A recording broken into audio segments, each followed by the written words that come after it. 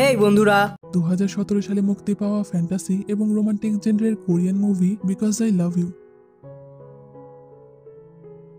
শুরুতেই গল্পের প্রধান ক্যারেক্টার লিকে দেখানো হয়। লি অনেক বেশি খুশি ছিল কারণ সে আজকে তার ভালোবাসার মানুষটিকে বিয়ের প্রপোজ করতে যাচ্ছিল, কিন্তু যাওয়ার পথে তার মনে পড়ে যায় যে সে রিং আনতে ভুলে গিয়েছে। তাই সে গাড়ি ইউটার্ন করে বাড়ি গিয়ে রিং আনার জন্য, কিন্তু তখনই লির একটা বড় সড়ো কার অ্যাক্সিডেন্ট হয়ে যায় আর আমরা তাকে আহত অবস্থায় পড়ে থাকতে দেখি। এরপর লির জ্ঞান ফিরলে সে দেখতে পায় একজন ডক্টর তাকে কিম মালহি বলে রাখছে। লি বুঝতে পারছিল না যে কিম মালহিকে, কিন্তু যখন সে আয়নার সামনে যায় তখন সে দেখতে পায় যে সে একটা মেয়ে হয়ে গিয়েছে। সে এসব দেখে একদম শকড হয়ে যায়। সে তার বুকে হাত দিয়ে বলে, এগুলো কি, এগুলো কোথা থেকে আসলো? অর্থাৎ লির আত্মা কোনোভাবে মালহির শরীরে প্রবেশ করেছে। আর এরপর তাদের ক্লাস টিচার মিস্টার আন তাকে ডেকে পাঠায়। মিস্টার আন তাকে তার ইন্ট্রো অ্যাপ্লিকেশন জমা দিতে বলে। এই শুনে লি বলতে থাকে, কার অ্যাপ্লিকেশন জমা দিব? আমি তো নিজেই নিজেকে মনে করতে পারছি না। মিস্টার আন তাকে ক্যান্ডি দিলে ক্যান্ডি দেখে মালহির বমি চলে আসে আর সে ভুলে ছেলেদের ওয়াশরুমে ঢুকে পড়ে, কারণ মালহির শরীরে লির আত্মা ছিল এবং লি হলো একজন পুরুষ। আর এই কারণে মালহির আচরণ একদম পুরুষদের মতো ছিল। মালহিকে জেন্টস ওয়াশরুমে দেখে ছেলেরা সবাই অবাক হয়ে যায়। লি ভাবছিল এই সব কিছুই হয়তো তার স্বপ্ন, তাই সে গিয়ে দেওয়ালে মাথা ঠুকতে থাকে যেন তার ঘুম ভেঙে গিয়ে এরকম অদ্ভুত স্বপ্ন ভেঙে যায়, কিন্তু এতে কোনোই লাভ হয় না। এরপর সে স্কুল থেকে পালানোর জন্য দেওয়াল জড়তে থাকে। তখন সেখানে একটি মেয়ে চলে আসলে সে নিচে পড়ে যায়। এতে মালহির কাছে থাকা প্রেগনেন্সি টেস্ট কিটটা নিচে পড়ে গেলে মেয়েটি দেখতে পায় যে মালহি আসলে প্রেগনেন্ট। এই মেয়েটির নাম হলো স্কলি। সে মালহির বন্ধু। লি ওই কিটের দুইটা দাগ দেখে বুঝতে পারছিল না যে ব্যাপারটা আসলে কি। তখন সে স্কলিকে জিজ্ঞেস করে, মালহি কি প্রেগনেন্ট? আর তুমি কি মালহির ফ্রেন্ড? এটা শুনে স্কলি অবাক হয়ে যায়। আর এরপর লি তাকে সবকিছু খুলে বলে। সে বলে যে সে হয়তো মারা গিয়েছে আর তার আত্মা মালহির শরীরে কোনোভাবে ঢুকে গিয়েছে এবং সে একজন ছেলে ছিল। এছাড়া তার নাম, বয়স, ঠিকানা কোনো কিছুই মনে নেই। স্কলি প্রথমে তার কথা বিশ্বাস করে না। তখন স্কলি তাকে পরীক্ষা করার জন্য তার মেন সুইচে পা দিয়ে আঘাত করতে গেলে লি তার মেন সুইচ প্রোটেক্ট করে, যদিও তার মেন সুইচ ছিল না। আর এইটা দেখে স্কলি তার কথা বিশ্বাস করতে শুরু করে। স্কলির কাছে ব্যাপারটা ভৌতিক মনে হয় আর এজন্য সে লির নাম দেয় প্রেতাত্মা। এরপর স্কলি আর মালহি একজন গণকের কাছে আসে আর তাকে সবকিছু খুলে বলে যে সে অন্য একজনের আত্মা, কিন্তু সে কোনোভাবে এই মেয়েটির শরীরে ঢুকে গেছে আর তার আগের নাম, ঠিকানা কোনো কিছুই মনে নেই। এইসব শুনে লোকটি তাদেরকে বলে মালহির হয়তো মৃগী রোগ হয়েছে। এরপর গণক তাদেরকে একটি অ্যাড্রেস দিয়ে বলে যে ওই পুকুরে গোসল করলে তুমি সুস্থ হয়ে যাবে। তারা ওই লোকের ভণ্ডামি বুঝতে পেরে সেখান থেকে তাড়াতাড়ি চলে আসে। আর এরপর তারা একটি স্ট্রিট কনসার্ট দেখতে পায়। সেখানে একটি মেয়েকে গান গাইতে দেখে লির হিয়ং কিয়ং নামের একটি মেয়ের কথা মনে পড়ে যায় এবং সে ফ্ল্যাশব্যাকে হিয়ং নামের মেয়েটিকে দেখতে পায় যে গিটার নিয়ে গান গাইছিল। আর এরপর স্কলি তাকে হিয়ং কিয়ং নামের একটি রেস্টুরেন্টে নিয়ে আসে, কারণ সেভাবে লি হয়তো এই রেস্টুরেন্টেই কাজ করত। কিন্তু লি তাকে জানায় যে সে তাকে যে হিয়ং এর কথা বলেছে সেটা হচ্ছে একটি মেয়ে, এছাড়া তার আর কিছুই মনে পড়ছে না। লি মালহির শরীরের কন্ডিশনের জন্য খাবারও খেতে পারছিল না, তার শুধুই বমি পাচ্ছিল। তখন স্কলি তাকে বলে মালহি প্রেগনেন্ট, তাই কষ্ট করে হলেও তোমাকে খাবার খেতে হবে।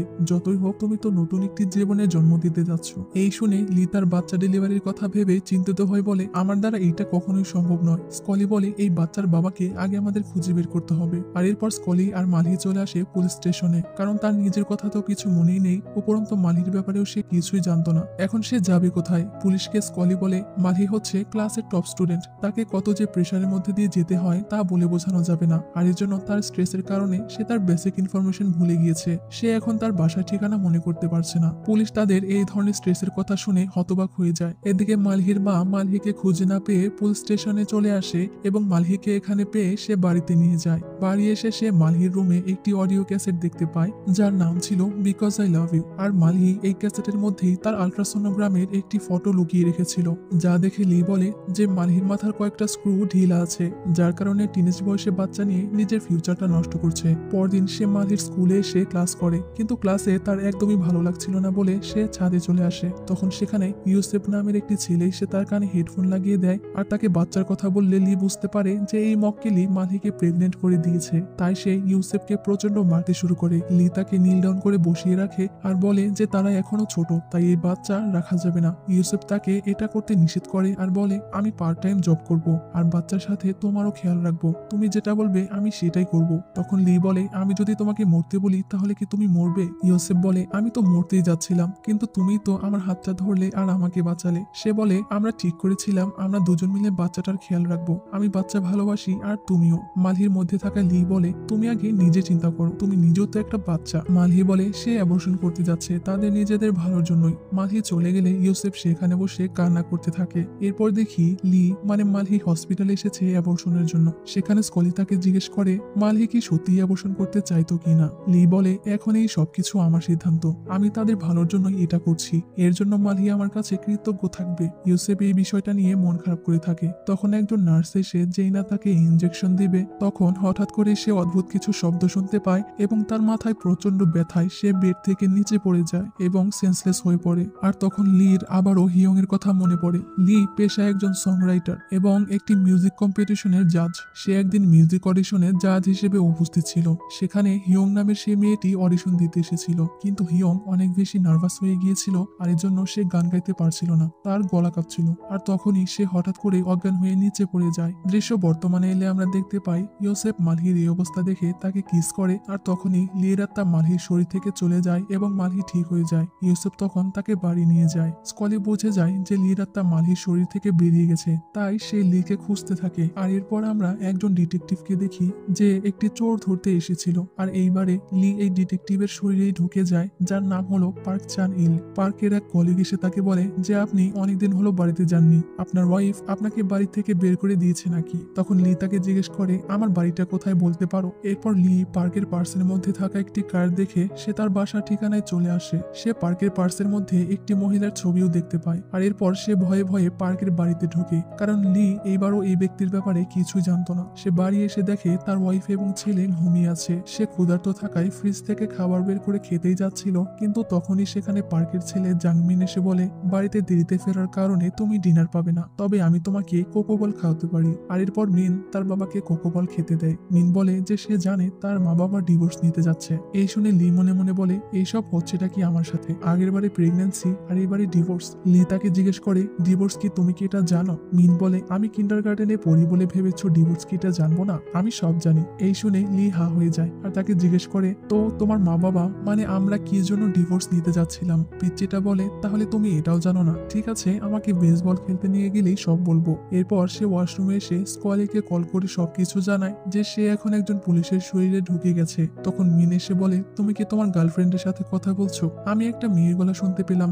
যাই হোক, এরপর লি সোফায় ঘুমাতে গেলে মিন বলে, যদিও তোমরা ডিভোর্স নিবে, তারপরও ততদিন পর্যন্ত তো এক বিছানায় শুতেই পারো। মিনের জোড়াজুড়িতে সে তার ওয়াইফের পাশে গিয়ে ঘুমাতে বাধ্য হয়। সকালে লির মেসেজের আওয়াজে ঘুম ভাঙে। সেখানে তার ওয়াইফ তাকে বলে যে, তুমি কি আমার হাতে মরতে চাও? আমার পাশে ঘুমানোর সাহস কি করে হলো তোমার? আসলে পার্ক এবং তার স্ত্রীর মধ্যে প্রচন্ড ঝগড়া থাকায় তারা একে অপরের সাথে টেক্সটের মাধ্যমে কথা বলতো। তখন পার্কের ওয়াইফ তার গালে ঠাস করে একটা চড় বসিয়ে দিলে সে লাফিয়ে উঠে বসে। তখন আমরা দেখি তাদের দুজনের হাতে হ্যান্ডকাফ লাগানো। পার্ক বলে যে সে এটা করেনি। তার ওয়াইফ তার সাথে কথা না বলে তাকে মেসেজ করে বলে যে, আমি তোমার কণ্ঠস্বর শুনতে চাই না, যা বলার মেসেজে বলো। আর তাড়াতাড়ি করে হাত করা খোলো। এরপর তারা চাবি খুঁজতে থাকে। পার্ক দেখে যে তার কাছে চাবির বদলে একটা চকলেট রাখা। তারা বুঝতে পারে যে এসব তাদের ছেলে মিনের কাজ। সে তাদেরকে লক করে স্কুলে চলে গিয়েছে, কারণ সেদিন তাদের ডিভোর্সের তারিখ ছিল আর তাদের ছেলে মিন চাইছিল না যে তার মা বাবার ডিভোর্স হোক। তখন পার্কের ওয়াইফ একটা নাইফ দিয়ে হ্যান্ডকাপ কাটতে গেলে পার্ক অনেক ভয় পেয়ে যায়। আর কোনো উপায় না পেয়ে তারা দুজনে কিন্ডারগার্টেনের দিকে যেতে থাকে। ট্যাক্সিতে পার্কের পেট গ্যাসে ফুলে ওঠে, যেটা দেখে তার ওয়াইফ তাকে এটা করতে না বলে, কিন্তু পার্ক কোনোভাবেই আটকে রাখতে পারে না আর সে গ্যাস আউট করে দেয়। এতে তার ওয়াইফ এবং ড্রাইভারের অবস্থা খারাপ হয়ে যায় এবং ড্রাইভার তাদেরকে মাঝপথেই নামিয়ে দেয়। তারা হেঁটে কিন্ডারগার্টেনের দিকে যাওয়ার সময় লি হঠাৎ রাস্তার ওপাশে স্কলিকে দেখতে পেয়ে তার ওয়াইফকে নিয়ে সেদিকে দৌড়ে যেতে থাকে, কিন্তু সৌভাগ্যক্রমে তারা দুজনে একটা ম্যানহোলের ভেতরে পড়ে যায়। আর ম্যানহোলের কর্মরত লোকটি এই ঘটনাটি দেখতেই পায় না। সে ম্যানহোলের ঢাকনাটি বন্ধ করে চলে যায়। কিছুক্ষণ পরে তাদের জ্ঞান ফিরে আসলে তারা চিৎকার করে সাহায্য চাইতে থাকে, কিন্তু এতে কোনো লাভ হয় না। সেখানে নেটওয়ার্ক না থাকায় তারা কোথাও কলও করতে পারে না। তখন আর কোনো উপায় না দেখে লি পার্কের শরীর থেকে বের হয়ে যেতে চায়। সে ভাবে যে পার্কের স্ত্রীকে কিস করলেই হয়তো সে এই বডি থেকে বেরিয়ে যাবে। এই ভেবে সে পার্কের ওয়াইফকে চোখ বন্ধ করতে বলে লি তাকে কিস করে দেয়, কিন্তু তার ওয়াইফ তাকে মারতে শুরু করে আর বলে বদ্ধ জায়গায় থাকলে তার দম বন্ধ হয়ে আসে, কারণ তার ক্লস্ট্রোফোবিয়া আছে। এই রোগের রোগীরা বন্ধ এবং স্বল্প পরিসরের জায়গায় থাকতে পারে না। আর এই ক্লস্ট্রোফোবিয়ার কথা শুনে লির হিয়ং এর কথা মনে পড়ে করে যায়। তখন আবারও ফ্ল্যাশব্যাকের সিন দেখানো হয়। সেদিন হিয়ং এর জ্ঞান ফিরলে সে বলেছিল যে তার গ্লোসোফোবিয়া আছে। যাদের এই সমস্যা থাকে তারা লোক সম্মুখে গান অথবা স্পিচ দিতে পারে না, তাদের কণ্ঠ এবং হাত পা কাঁপতে শুরু করে। কিন্তু হিয়ং তবুও নিজের সাথে ফাইট করে শেষবারের মতো প্রতিযোগিতায় অংশগ্রহণ করেছিল, কিন্তু সে এবারও হেরে গেল। হিয়ং বলে সে আর কখনোই গান গাইবে না। হিয়ংকে লি অনেক আগে থেকেই চিনত। হিয়ং ছিল লির প্রথম ভালোবাসা, তবে তাদের মধ্যে অনেকদিন কোনো যোগাযোগ ছিল না। হিয়ং বলে সে জানতো না যে লি এই কম্পিটিশনের বিচারক। এরপর সিন আবারও বর্তমানে আসলে আমরা দেখতে পাই লি পার্কের ওয়াইফকে কাঁধে নিয়ে সেখান থেকে বের হওয়ার রাস্তা খুঁজছে। লি তখন তার থেকে জানতে চায় যে তার ক্লস্ট্রোফোবিয়া কবে থেকে হয়েছে। পার্কের ওয়াইফ তখন বলে তুমি আমার ব্যাপারে জানোটা কি, তুমি কি আমার নামটা পর্যন্ত জানো? এটা শুনে লি তো ভেবাচাকা খেয়ে যায়, কারণ সে তো সত্যি তার নাম জানে না। তখন তার ওয়াইফ বলতে শুরু করে, সে বলে জংমিনের জন্মের সময় তুমি আমার পাশে ছিলে না, যখন তোমাকে আমার খুব প্রয়োজন ছিল। আমার মনে হয়েছিল পৃথিবীতে আমি একদম একা, আমি নিজের মৃত্যু কামনা করছিলাম। এভাবেই আমি তোমাকে ঘৃণা করতে শুরু করি, আর তখন থেকেই আমার ক্লস্ট্রোফোবিয়া শুরু হয়েছিল। এসব শুনে লি ভাবে যে ডিটেকটিভ পার্কের উচিত ছিল তার স্ত্রীকে সরি বলা। এজন্য লি পার্কের হয়ে তার থেকে তার সমস্ত ভুলের জন্য ক্ষমা চায়। তখন পার্ক বলে কনসার্টের সেই ছবিটাই তোমাকে দেখতে অনেক সুন্দর লাগছিল, তখন তুমি অনেকটা যুবতী ছিলে। তার ওয়াইফ বলে তুমি সেটা পরিয়ে কেন দাওনি? তুমি তো আমাদের দেখা হওয়ার জন্য আফসোস করেছিলে। যদি আমি সেদিন সেই কনসার্টে না যেতাম তাহলে তোমার সাথে দেখাও হতো না, আর এসব কিছুই হতো না। এসব বলে সে প্রচুর কান্না করতে থাকে। আর তখনই ম্যানহোলের মধ্যে পানি ঢুকতে শুরু করলে তখন পার্কের ওয়াইফও তাকে সরি বলে এবং বলে মরার আগে ক্ষমা চাওয়ার জন্য ধন্যবাদ। এই বলে সে তাকে কিস করে এবং পানি তাদেরকে ভাসিয়ে নিয়ে যায়। পরদিন তারা দুজনে ভেসে নদীতে এসে পড়েছিল, আর তাদেরকে সেখান থেকেই উদ্ধার করা হয়। জংমিন এই খবর দেখে বলে সারা দেশ জেনে গেছে যে তোমরা স্বামী স্ত্রী, এখন তোমরা আর ডিভোর্সও নিতে পারবে না। তাদের মধ্যে সবকিছু ঠিক হয়ে গিয়েছিল, আর এজন্য তাদের ডিভোর্সও ক্যান্সেল হয়ে যায়। আর ততক্ষণে লির আত্মাও পার্কের শরীর থেকে বেরিয়ে যায়। আর এখান থেকে আমরা বুঝতে পারি যে লির আত্মা কিছু অপূর্ণ ভালোবাসাকে পূর্ণতা দেওয়ার পর তাদের শরীর থেকে বেরিয়ে যায়। পরের দৃশ্যে দেখি লির আত্মা মালহির ক্লাস টিচার মিস্টার আনের শরীরে ঢুকে গেছে। এই দেখে সে কান্না করতে থাকে, কারণ সেই টিচারের সবসময় ক্ষুধা লাগতো এবং সে সবসময় খাবার খেত।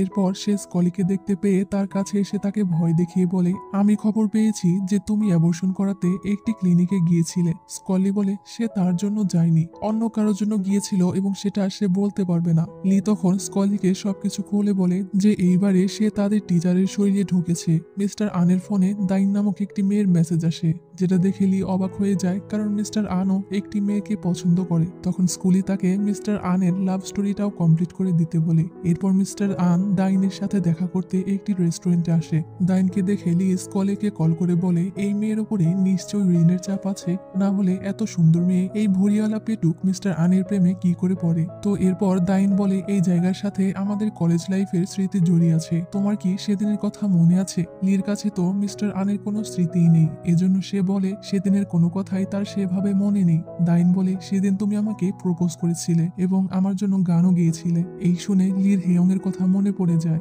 সে ফ্ল্যাশব্যাকে দেখতে পায় যে হেয়ং একটি মুখোশ পরেছিল, কারণ স্টেজে উঠে গান গাওয়ার ভয় সে কিছুতেই কাটিয়ে উঠতে পারছিল না। সে মুখোশ পরেই স্টেজে গান গাইতে চাইছিল। লি বলে এই সমস্যার জন্য তার চিকিৎসার প্রয়োজন। হিয়ং বলে আমি কোনো মানসিক রোগী নই, কিন্তু লি তাকে ডক্টর দেখানোর জন্য রাজি করেই ফেলে। এরপর সিন ফ্ল্যাশব্যাক থেকে আবারও বর্তমানে চলে আসে। দাইন মিস্টার আনের বাড়িতে আসে, আর সে অনেক বেশি ড্রিঙ্কস করে ফেলায়। রাতে সে মিস্টার আনের বাড়িতেই ঘুমিয়ে যায়। তখন লি দাইনের কাছে থাকা একটি লিস্ট দেখতে পায়, যেখানে মিস্টার আনের নামও ছিল। লি সেটা দেখে বুঝতে পারে যে দাইন মিস্টার আনের কাছে শুধুমাত্র তাদের কোম্পানির বই বিক্রি করার জন্যই এসেছে। অর্থাৎ দাইন একটি বই পাবলিশিং কোম্পানিতে জব করে এবং তার কাজ হচ্ছে বিভিন্ন স্কুলের টিচারদের কাছে তাদের কোম্পানির বই বিক্রি করা। সে দাইনকে কিছু বুঝতে না দিয়ে সকালে তার জন্য খাবার বানায়। দাইন তাকে বলে সময়ের সাথে সাথে সবকিছু পরিবর্তন হয়ে গেছে, শুধু তোমার ইনোসেন্স এখনো আগের মতোই রয়ে গেছে। দাইন তখন তাকে সত্যিটা বলে দেয় যে সে মিস্টার আনের কাছে শুধুমাত্র বই বিক্রি করার জন্যই এসেছিল,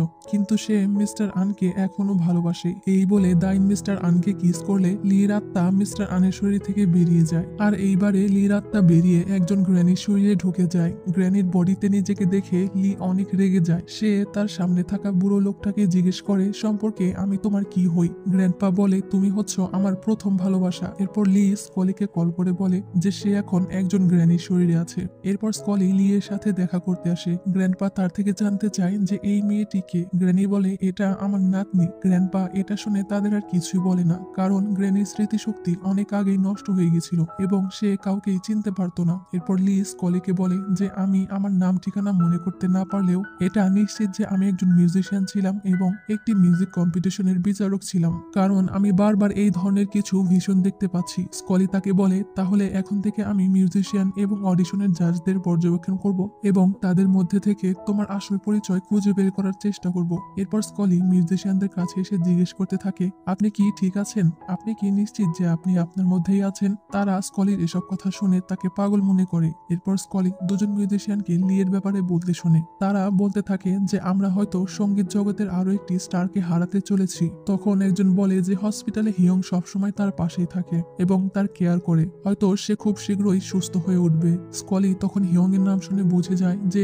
যাকে নিয়ে তারা কথা বলছে সেটাই লি, কারণ সে লিয়ের কাছ থেকে হিয়ং এর নাম শুনেছিল। তখন স্কলি তাকে কল করে বলে যে সে হয়তো তাকে খুঁজে পেয়ে গিয়েছে। এই শুনে লি স্কলির কাছে আসতে চায়, কিন্তু হসপিটালের রোগীদের গার্ডিয়ান ছাড়া বের হতে দেওয়া হতো না। তারা গ্র্যানিকে ধরে নিয়ে যায়। সে গ্র্যান্ডপাকে বলে, তুমি আমার হাজবেন্ড নও, আমাকে নিয়ে তোমার এত চিন্তা করতে হবে না, আর যদি আমাকে কোনো সাহায্য করতেই চাও তাহলে আমাকে স্কলির কাছে নিয়ে চলো। গ্র্যান্ডপা তার ইচ্ছা পূরণ করতে গাড়ি নিয়ে স্কলির উদ্দেশ্যে বের হয়। তখন হঠাৎ গ্র্যান্ডপা অসুস্থ হয়ে সেন্সলেস হয়ে যায় এবং সে অ্যাক্সিডেন্ট করতে নেয়, কিন্তু লি তাকে কোনোভাবে বাঁচিয়ে হসপিটালে নিয়ে আসে। লি ভাবে তার জন্যই গ্র্যান্ডপা অসুস্থ হয়ে পড়েছে আর এজন্য সে গিল্টি ফিল করে। সে গ্র্যান্ডপার ফ্যামিলির কাছে ক্ষমা চাইলে তখন গ্র্যান্ডপার মেয়ে তাকে বলে, তুমি কেন আমাদেরকে চিনতে পারছো না? এই শুনে লি গ্র্যানির রোগটা বুঝতে পারে। সে গ্র্যান্ডপার ডায়েরিতে দেখতে পায় যে গ্র্যানি অনেক বছর ধরে কাউকে চিনতে পারছে না, আর এজন্যই তাকে মানসিক হসপিটালে অ্যাডমিট করে রাখা হয়েছে। গ্র্যান্ডপা গ্র্যানিকে অনেক ভালোবাসে, তার অনেক কেয়ার করে এবং গ্র্যান্ডপার একমাত্র ইচ্ছা হলো গ্র্যানি তাকে চিনতে পারবে এবং তাকে হাজবেন্ড বলে ডাকবে। পরদিন লি গ্র্যান্ডপার কাছে এসে তাকে বলে, বলো তো আমি কে? গ্র্যান্ডপা বলে, তুমি আমার স্ত্রী। গ্র্যানি বলে, তাহলে তুমি কে? গ্র্যান্ডপা বলে, আমি তোমার প্রথম ভালোবাসা। গ্র্যানি বলে, মিথ্যু, তুমি তো আমার স্বামী। এই শুনে গ্র্যান্ডপা প্রচন্ড খুশি হয়ে যায়। সে গ্র্যানিকে তাকে চেনার জন্য ধন্যবাদ জানায় আর বলে, শেষ পর্যন্ত তুমি আমাকে চিনতে পেরেছো, এখন আমি শান্তিতে মরতে পারবো। এই দিনটার জন্যই আমি বহু বছর ধরে অপেক্ষা করছিলাম। আর এর সাথেই লিয়ের আত্মা গ্র্যানির শরীর থেকে বেরিয়ে যায় এবং গ্র্যান্ডপার মৃত্যু হয়ে যায়। এরপর গ্র্যানি গ্র্যান্ডপার ছবি দেখতে পেয়ে তাকে সত্যিই তার হাজবেন্ড হিসেবে চিনতে পারে এবং এরই সাথে লি আরো একটি লাভ স্টোরি কমপ্লিট করে ফেলে। আর এইবারে লির আত্মা তার বন্ধু চ্যাং এর বডিতে ঢোকে, যে লিয়ের পাশেই বসেছিল। সে নিজেকে জাগানোর অনেক চেষ্টা করে এবং তখন সে একটি ফ্ল্যাশব্যাক দেখতে পায়। যখন লিয়ের অ্যাক্সিডেন্ট হয়েছিল তখন সেখানে তারা সবাই ছিল যাদের শরীরে লি অলরেডি প্রবেশ করেছে, অর্থাৎ অ্যাক্সিডেন্টের সময় সেখানে যারা ছিল তাদের বডিতেই লিয়ের আত্মা প্রবেশ করেছিল। এরপর লি তার বাসায় যায়। সেখানে গিয়ে তার হিয়ং এর সাথে কাটানো সময়গুলোর কথা মনে পড়ে। লি সেখানে সেই রিংটাও দেখতে পায় এবং তার লেখা একটি গানের লিরিক্স খুঁজে পায় যেটা সে হিয়ং এর জন্য লিখেছিল। পরদিন স্কলিকে সেই লিরিক্সটা দিয়ে বলে তার এই লিরিক্সটা স্কলি হিয়ংকে দিবে আর বলবে যে সে লিয়ের কাজিন। লি আসলে চাইছিল হিয়ং তার ফাইনাল অডিশনে এই গানটা গাইবে। সে তাকে রিংটা দিতে চাইছিল না, কিন্তু স্কলি তার থেকে রিং এবং লিরিক্স দুইটাই নিয়ে হিয়ংকে দিয়ে দেয় এবং বলে, লিয়ের জন্য তোমার এই গানটা আজকে অডিশনে গাওয়া উচিত। এরপর চ্যাং অর্থাৎ লি হিয়ং এর কাছে এসে বলে, তোমার অডিশনে আমি পিয়ানো বাজাতে চাই, কারণ আমি আমার বন্ধু লিয়ের জন্য কিছু করতে চাই। এরপর অডিশনের সেই দিন চলে আসে। স্টেজে উঠতে হিয়ং অনেক ভয় পাচ্ছিল। তখন চ্যাং অর্থাৎ লি তাকে সাহস যোগায়। লি তার সম্পূর্ণ ভালোবাসা দিয়ে পিয়ানো বাজায় এবং হিয়ং তার সব ভয় ভীতি দূর করে অনেক সুন্দর করে লিয়ের গানটা গাইতে থাকে। আর এমন একটা অসম্পূর্ণ মুহূর্ত সম্পূর্ণ হচ্ছিল যেটার জন্যই হয়তো লি এতদিন বেঁচে ছিল। সে অঝরে কাঁদতে থাকে এবং সবকিছুর জন্য স্কলিকে ধন্যবাদ জানায় যা সে এতদিন তার জন্য করে এসেছে। আর তখন লির আত্মা চ্যাং এর শরীর থেকে বেরিয়ে যায়। পরের দিনে দেখানো হয় মালহি, ইউসেফ, ডিটেকটিভ পার্কের ফ্যামিলি, মিস্টার আন, গ্র্যানি এবং স্কলি হিয়ং এর কনসার্ট দেখতে এসেছে। তাদের সবাইকে কমপ্লিট মনে হচ্ছিল এবং ততদিনে মালহি মা হয়ে গিয়েছে। সেও ইউসেফের সাথে খুব খুশি ছিল। ডিটেকটিভ পার্কও তার ওয়াইফ এবং তার ছেলেকে নিয়ে খুশি ছিল। মিস্টার আন দাইনকে বিয়ে করে নিয়েছে এবং গ্র্যানিও আগের থেকে অনেকটা সুস্থ হয়ে গিয়েছে। তখন হিয়ং এর কনসার্টের মাঝে হঠাৎ লি চলে আসে, অর্থাৎ লিয়ের আত্মা তার বডিতে পুনরায় ফিরে গিয়েছিল। স্কলি তাকে দেখে বলে, হিয়ং এর সাথে বিয়ে হওয়ার পর থেকে তুমি আমার ফোন ধরছো না। লি বলে, আমি আমার হিয়ং এর প্রেমে ব্যস্ত ছিলাম। স্কলি বলে, প্রেমে পড়লে মানুষ সত্যি বন্ধুদের ভুলে যায়। স্কলি তাকে জিজ্ঞেস করে, লি তুমি কি এখন খুশি? লি বলে, হ্যাঁ, মৃত্যুর আগ পর্যন্ত খুশি। আর থ্যাংক ইউ স্কলি, এত কিছু করার জন্য থ্যাংক ইউ সো মাচ।